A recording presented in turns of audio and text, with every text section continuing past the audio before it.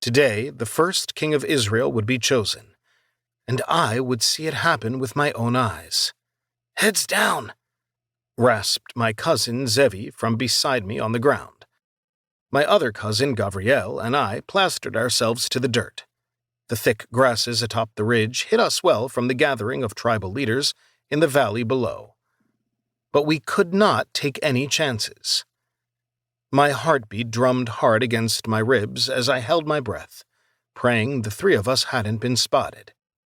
If we were caught spying on the proceedings, my father would have me hauling water for the women thrice daily for a month. But such a punishment would be worth enduring to bear witness to such a pivotal event. "What did you—" Gavriel began, but Zevi slapped a palm across his mouth and gave a solemn shake of his head. The eldest among us at 18, Zevi's word usually held sway in situations like these.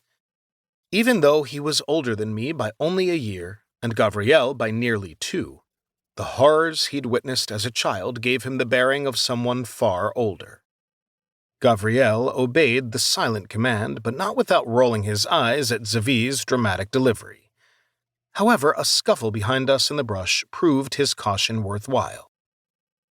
I sucked in a breath, lifting my eyes only far enough to search the stand of acacia trees that shaded our hiding place.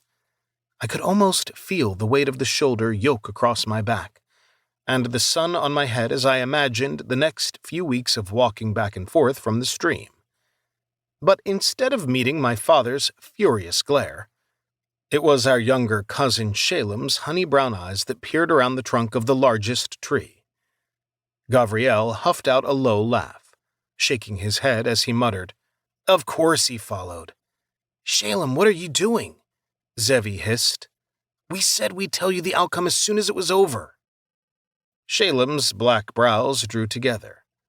"It's not the same as being here. Why do you all get to watch and I don't?" It was a valid question, and one he'd posed many times before. He hated whenever we left him behind. Hated being the youngest of us, but when we were boys running through the woods in Kiryat Yerim with Zevi's giant dog loping alongside us, Shalem had paid the price for our negligence.